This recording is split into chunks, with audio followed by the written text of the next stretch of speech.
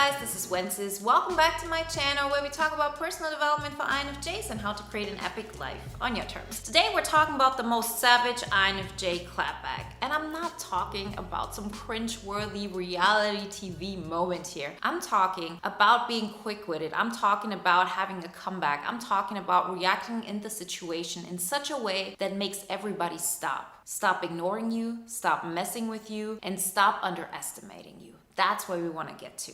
And we as INFJs have the tendency to stay still, to say, well, I don't need to prove myself. I'm just not going to react. I'm going to stand here and I'm going to let people continue with what they're doing, thinking that in that capacity, you're actually showing that you're above it, you don't care, it doesn't really bother you. And it's actually something that at first glance might seem like it's working, but trust me, the strongest person will be worn down if you continue to let other people come for you. So today we're going to talk about not just what to say back, but to actually feel like it inside. Because if you say something and it comes from a place of fear, it comes from a place of, oh, hopefully they're not going to come back for me, or hopefully this isn't going to transform into some big fight, which I don't want. Like to act from a place of power, from personal power that makes everybody see what you are about. That's what we want to get to, and that's what we're going to talk about today. Remember, if you want to take the next step in creating your INFJ Epic Life, then work with me privately or join the INFJ Epic Life Bootcamp. The next round starts in May, I think May 22nd and May 15th. We're going to have a free workshop on this channel. It's going to be live. Sign up for the waiting list so you get access to the early bird price for the bootcamp, get all the information for the workshop. The link is in the description. So let's back up here. Why is it even necessary to have a clapback? The point is that we as INFJs don't want to get involved most of the time. We're people who seek harmony. We're people who don't want to disrupt what is going on. And most of all, we actually understand other people's viewpoint. So sometimes somebody says something to us and we feel like, yeah, maybe I should take it because, like, listen to that and take the insult or take their way of viewing the world because it's just their opinion. They're allowed to have their opinion. And if I look at it from their perspective, it makes total sense. So there are so many aspects that get us INFJs to a place of, I'm in a situation, there's somebody that I don't like, or even a person that I do like, but they act in a way that doesn't make me feel good. And I, in this moment, am like frozen. I cannot react in a way that makes the other person respect me or that will make them stop putting all their stuff onto me. Whatever it is, this happens so often. And so many INFJs approach me with this, and then always this question arises of, but what am I going to do? Sometimes you hear situations where people say, okay, I'm going to take the rational road here, so I'm going to either report this or I'm going to talk to that person and I'm going to explain to them that this is not okay. All of those things come up. But every single time this comes from a place of fear, a place of that person can psychologically hurt me. We're not talking about physical hurt here. Of course, we should all be careful of that. But in a lot of ways, when it comes to psychological pain, it's always something that we allow. But it's so hard to get to a place where you can actually decide what hurts you and what doesn't. And we're going to talk about how to get there because once you know how it's done, it's actually pretty easy to understand. It's pretty easy to replicate. So it took me a long time to get to this place, and I did this through a lot of trial and error, but once I had it down, it has been something that's been with me. And very rarely I have to get to a point where I have to use those tactics actively because they're happening on autopilot. But if a situation comes up that actually talks to some insecurities of mine that I didn't even know I had, these situations may come up again, and then I take on these strategies. So why is it so important to get to this place? Couldn't we just say, well, people have their problems, they have their pain, let them just sort it out, and I'm just not going to get involved with it? If you're not getting involved in it, that means that people are not putting their stuff on you, and you actually don't have an emotional reaction to it. So really ask yourself, if you're in a situation and there's a coworker, there's a family member, there's somebody who puts their stuff on you, it might be through actively saying you're doing something wrong, or you're stupid, or it might just be that they put their negative energy towards you. And at that moment you either freeze, you feel guilty, all of those negative emotions come up, and the last thing you can do is act out of a place of power. We as INFJs are mentally very strong, meaning we go in a situation and we see that person person, and most of the time we feel like, okay, let them just say what they have to say. I can take it. This isn't going to bother me. And I don't want to show them that it bothers me, because then I look weaker. I look stronger if I just don't react. The problem with this is that you can be the biggest lion, you can be the biggest elephant, you can be like this huge monster and positive and strong animal, whatever it is. And then you can have a small bee or small birds or whatever it is. If you attack that big animal often enough, it will weaken. And I know I've been in that situation, and I know so many INFJs are here over and over again. Being in a situation knowing, okay, that's a person in pain, or that's a person who is completely right to have their opinion. You know, what they're saying is okay. I know it hurts me, but I sort of am going to take it, because first off, I don't want him to feel like I'm weaker than I actually am, because if I would react right away, it would happen from a place of, oh, I cannot take it anymore, I need to react. Or you feel like, yeah, but I'm stronger, I need to be the bigger person here. This sounds good at first sight, but as I said, we talked about it, it isn't going to do you any good in the long run. So the thing to get out of that, to act from a place where people honestly see you're not somebody to mess with. I know this one situation where I was at my old job, you know, before I started doing my own business full time, and I just started there, and this guy tried to give me some totally stupid task and to make me feel like I'm, you know, the biggest beginner, and he's going to talk to me, you know, from above, like really condescending and from a place of, okay, you don't know what you're doing. And of course, afterwards, my thought was, okay, he probably acts this way because that's how his bosses act with him. And automatically he thinks, okay, that's how I'm going to talk to people who are newer here than me. But I was already at a point where I had learned what we're going to talk about today. So what I said at that moment was, right in this moment, I know you don't know me, so that's why I'm going to let this slide. But don't ever think you can talk to me this way. That person was so taken back that I dared to talk to him this way, that he completely changed his opinion about me. We actually, years later, became even friends, and all happened very naturally, and there was a mutual respect there, and he learned that I'm not the person that he could talk to in this way. And it wasn't just that I protected myself and therefore he went somewhere else. I honestly believe that me acting in this way made him wake up and realize what he was doing, and he also recognized that he's not going to allow other people to talk to him that way either. But why didn't he think like, okay, who does she think she is? Why didn't he react from a place of, you know, this is ridiculous, like whatever it is? The point was that I wasn't going to budge. I didn't care who that was, and that's a person, I think he was my age, you know, the person that this happened to. I also had a similar situation with like a senior partner at my company, like one of the leading heads of everything. And I don't tell you this from a place of bragging or from a place of arrogance. I'm telling you this from a place of, this happened so naturally to me, as if I was seeing that somebody was torturing an animal. That's how it felt to me. Like I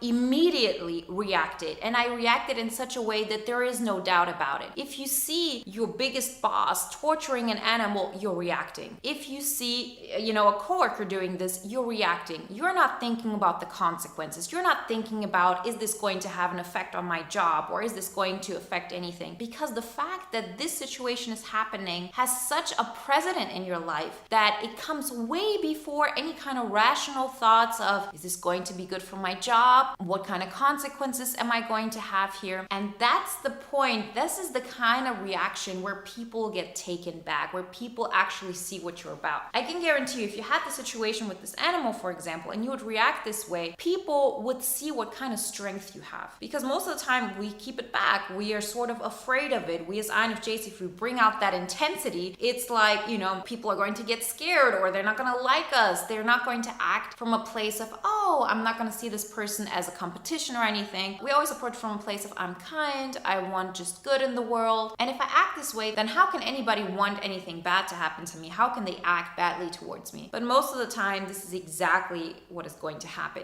because the people who actually act out, they don't do it rationally because they feel like you deserve it. They do it because on an energetic level, you are open to receiving this, and they cannot handle it themselves. They cannot react from a place of, I can, yes, let a little bit out, but most of the time and predominantly, I'm going to process my own emotions. So in order to get to this place where we react this way, we have to have some kind of rules that we always follow. One of the rules I have decided for myself is that I'm going going to make sure that I only take in judgment, criticism, any kind of those things from people who actually say it in a kind way, who say it from a place of I want to help you, and who do that in such a way that is respectfully, because that's how I would do it. Does that mean that I'm going to miss out on maybe some kind of points that others are right about? Of course, it would be very ignorant to believe that I would go through life with this kind of attitude and not miss out on a couple of opportunities here and there that would actually show me something that would make me learn through pain and that would make me grow. But since I've gone this direction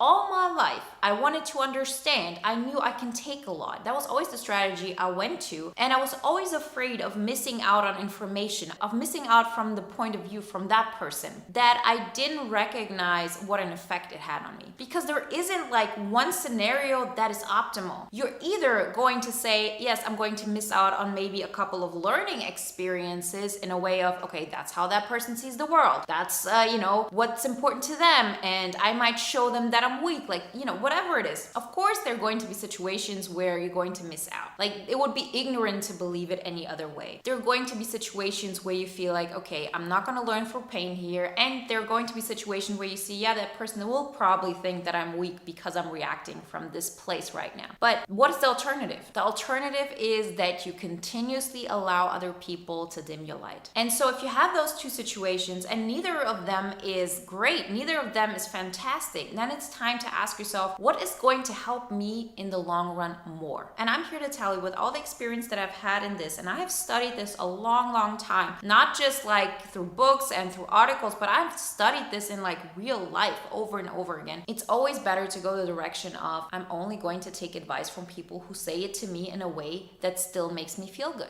Because if they don't, then my first reaction is going to be an emotional one. It's going to trigger me at a place and it's going to make me hide. It's going to not allow me to move forward. I'm continuously going to get addicted to getting negative feedback over and over again, and I will stay stuck. On some level, it's important to be ignorant because we don't need to understand everybody's opinion. Because if we choose to do that, you know what the price for that is? That you don't know your own opinion, that you don't hold on to that. If somebody reacts in such a way, it has to be that you firstly protect yourself, that you firstly put the mask on you before you put it on to someone else, when you're flying and the oxygen goes off. So I've made it a point to come from this situation. And no matter what happens in my life, I'm going to protect my soul. And it doesn't matter if it has an effect on my job, if it has an effect on my relationship, that was mine. And sometimes it's hard to understand this, but imagine you had somebody who would physically hit you and you say, well, my boss physically hits me, but this job has good benefits. And if I just stay here a little longer, then I'll be able to use the resume to get a better job. You listen to this and you say, that's ridiculous. You would never allow this to happen just because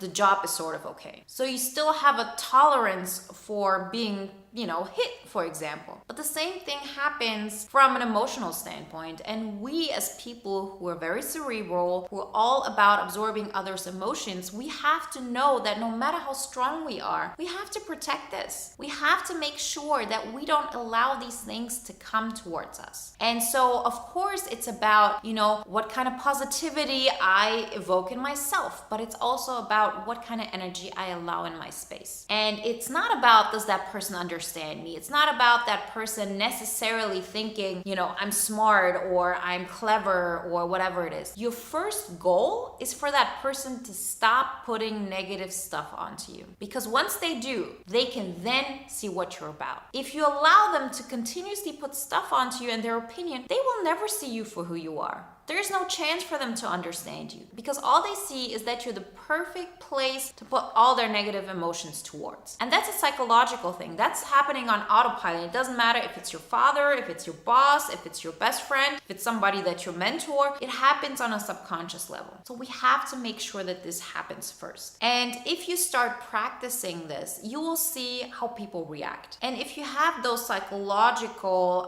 confrontations, it's always that the person wins who who stays the longest in their own self. So you're not thinking about what is the other person going to think about me. You're not thinking about what are the consequences here. You're acting out of, first, I'm not allowing this negative energy towards me. It's like you burn your finger on the stove, you remove it. Somebody puts that energy towards you, you just shut it down. And the more often you do this, the more often you say, okay, I'm going to get myself out of my comfort zone and I'm going to act a little bit more out of this place. You see the positive reaction it has, not just like, others respect you and all of that. That happens as a side product because you don't think about it. What actually happens is the person sort of gets taken back. They're sort of in shock. And most of all, they stop putting that negative energy towards you, which then allows you to stay in your bliss. And the more you get used to being in that bliss, because you're continuously chopping off all that negative energy that comes towards you, you get so comfortable in this new bliss that if something comes towards you that makes you get out of that, you're directly reacting. And that is the most savage INFJ clapback you can ever imagine. It's nothing else. It's a matter of practice. It's a matter of saying, if that person thinks I'm weak, let them think that. If that has an effect on my job, let that be.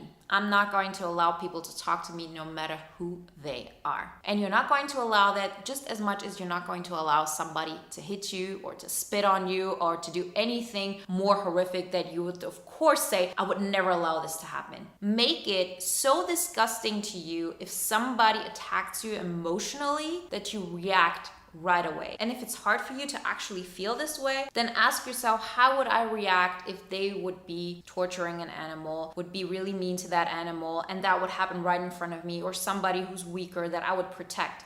That is totally okay. You might actually do that all the time, but it's harder if it's about you. So think about your own inner child. Think about what you can do for that person. Be the parent to your inner child. Be that person who protects that inner child at any cost. That's the most savage INFJ clapback. I can guarantee you that. Remember, guys, if you want more about this process, if you are ready for the next step and taking on more and more of your INFJ Epic Life, then work with me privately or join the INFJ Epic Life Bootcamp. We start in May. I think time you're watching this is probably might be May. We start May 22nd. May 2015, we're gonna have a free workshop, but sign up for the waiting list so you get access to the early bird price for the bootcamp. You get all the information for the workshop. Don't miss out here. And if you wanna watch another video now that is in alignment with today's topic, then watch the video of the unbroken INFJ. Like always, guys, I wish you a wonderful day, a great week, and I'll talk to you next time. Bye.